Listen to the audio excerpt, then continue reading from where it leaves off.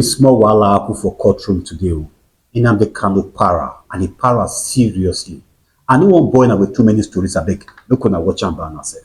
Your constitution says you cannot try anybody unless the law is written. Show me written law. Show me written law. Don't try it. Don't try it. Don't try it. Don't try it. One touch and if Nnamdi Kanu if you want to touch him. You don't know law. You don't know law. Your own constitution you don't respect. You bring false judgment you don't respect. That's why we don't know. Why we don't know? Good morning, sir. Good morning. Yes, I know you attended the proceedings today. Yes, I did. For Nigerians to know. Yeah. Just a summary of what happened. Well, what happened in court today, for me, continues to be travesty of justice. I've always said it that Travesty of justice. in Nigeria, there appear to be two sets of rules: one for the Igbo man and another for the other Nigerians. No wrong. This is exactly what I saw in court today.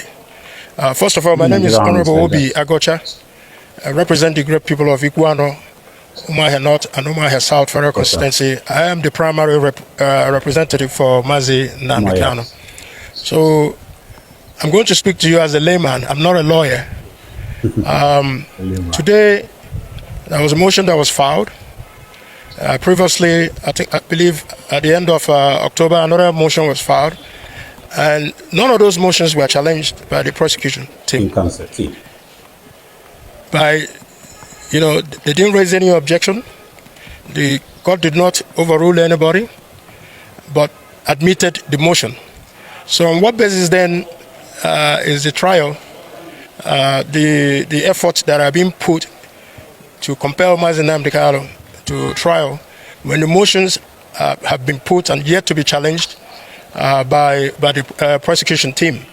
Mazi Kanu is asking for a simple question: on what law is he being tried? Simple question. Neither the judge nor the prosecution team have answered that.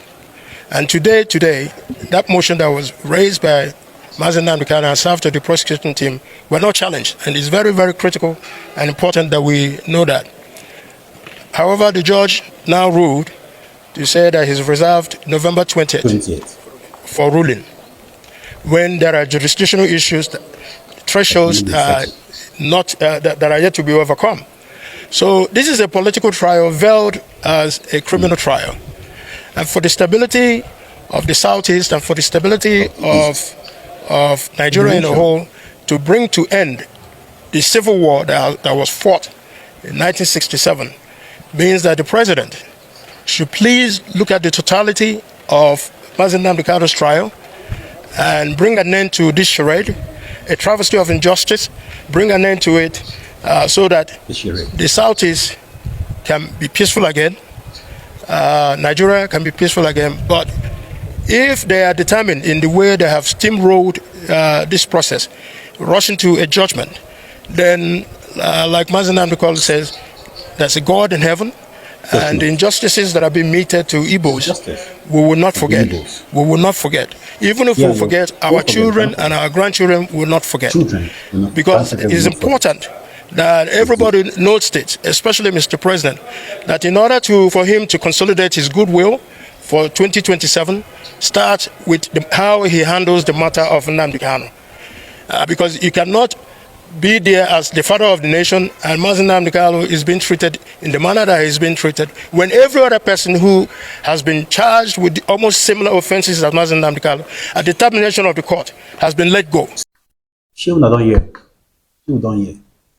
And this is just the bitter reality that we in this country don't want to accept. Either you're a Yoruba man, Hausa man, or Igbo man. The injustice in this country is obvious against the Igbo. We might try to shy away from the reality, but the reality they stare us on our face every day. Now, Honorable Obi said something where they very germane. He said the injustice being meted to the Igbos, they will not forget. Not only will they not forget, their children and their grandchildren will not forget. We now know the seed of discord where will they breed for this country. That is why the Hausas hated the Igbos for no just cause, based on the lies that their grandparents told them about the Igbos because of the civil war. But their grandparents did not tell them that they lied against them. Even when Babangida came out to debunk that, their emirs and their religious leaders who have been telling them those lies have not gone back to refute that claim that they've told them previously. The same thing happened with the Easterner. And why is it that the Yorubas are making it seem as if they have a war with the Igbo now, as if they have a conflict with the Igbos? Tinubu is there today and that person can be there tomorrow. I feel so pain. I just hope that President Tinubu will sit back, look at this, and let Nnamdi Kanu go. These trials, they are all shenanigans and charade. It holds no water to me.